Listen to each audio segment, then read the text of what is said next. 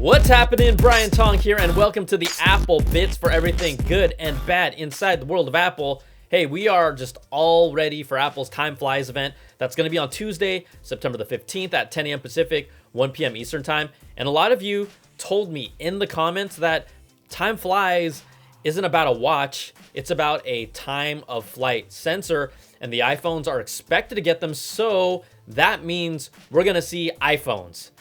And you might be right, but every report and indication tells us that it's going to be Apple Watch and iPads. But y'all keep holding out hope to be disappointed on Tuesday. Now, big news just dropped from Jon Prosser, who claims the updated Apple Watch Series 3 that we are expecting to see won't use the earlier Series 3 design, but the larger screen Series 4 design, and will come in both 40mm and 44mm watch face sizes. Now, the tech world is kind of unofficially calling it the Apple Watch SE, and he also says there will be no always-on display.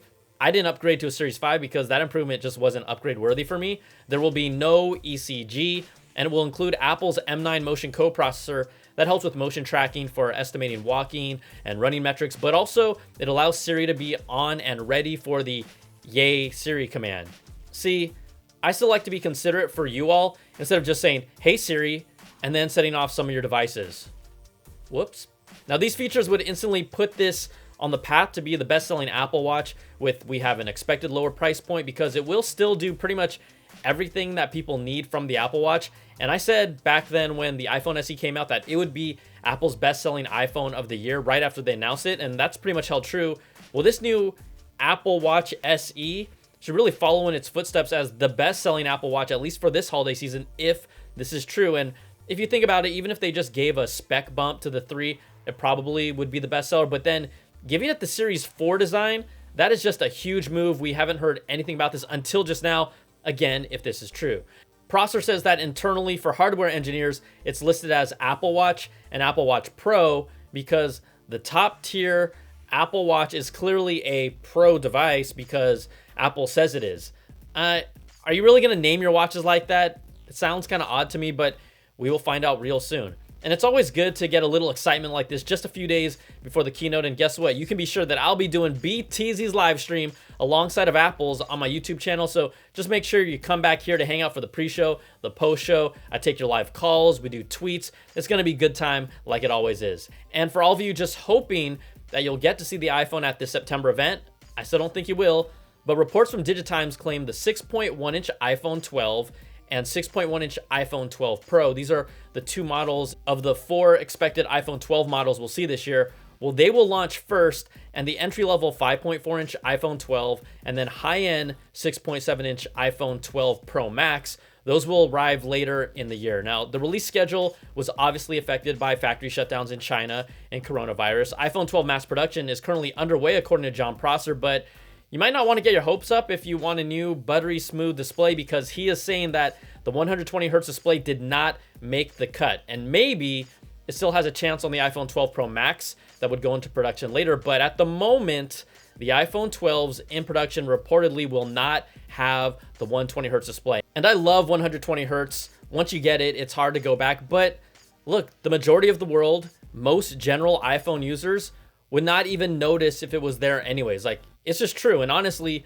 for those of you that are all upset right now, you should all be complaining more about the notch coming up on year 4. It's 4-year anniversary. That is so sad that it's still there. The lack of USB-C, you might want to complain about that. The lack of a fast charger. Those are all things that I would hope to hear from you before we even get to the 120 Hertz. And if you think about it, oh my, it is such a great time to be an iPhone user with all these first world problems. Now, this month is a really big one for foldables with the Galaxy Z Fold 2, the Microsoft Surface Duo, but it looks like Apple is finally taking a foldable phone seriously after a report from leaker Ice Universe claims Apple has requested a large number of foldable display samples from Samsung for a future iPhone. The report emphasizes it's a large number and Samsung will supply the foldable display units to Apple for the duration of a year. You got to remember that Samsung provides the OLED displays for Apple's current iPhone, so it makes sense that they would provide the displays for the foldables since they're really leading the movement with the Z Fold 2 and the Z Flip. And there have been multiple granted patents that detail Apple's been exploring a foldable iPhone as far back as 2011, with everything from movable flaps on the hinge to prevent the display from being creased, a protective layer in the display to resist cracking and fold marks, to a variety of different foldable designs. We've even seen wraparound screen patents and then a backside display on a foldable for messages and alerts. And I can already guess one of the comments right now, someone typing away, "Hey Brian, but the iPad already folds." Tick, tick, tick, tick, tick. Yeah, thanks Trevor from Arizona. But some reports have claimed a foldable iPhone could arrive as early as next year, which sounds extremely aggressive, and it's not typically in Apple's DNA to be that early. Now, the foldable space is just really exciting, but it's also really expensive right now. Samsung has shown how it's really evolved in just a year. This is moving fast, and the Z Fold 2 is really a polished device if you're willing to pay.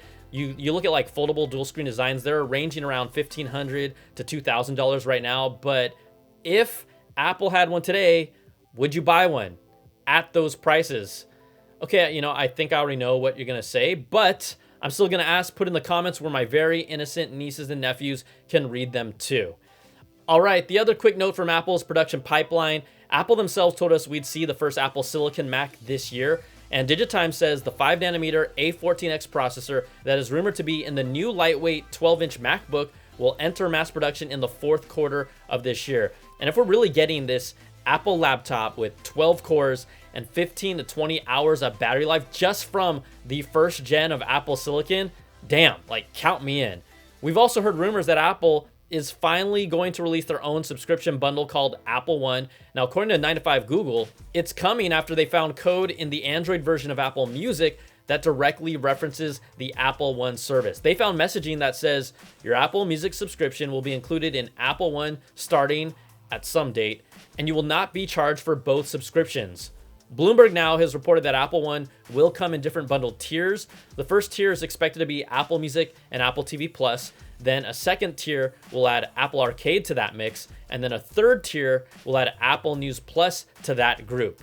Now, there will also be a higher end tier that includes all 4 services and iCloud storage with the potential of a new fitness geared service with virtual classes.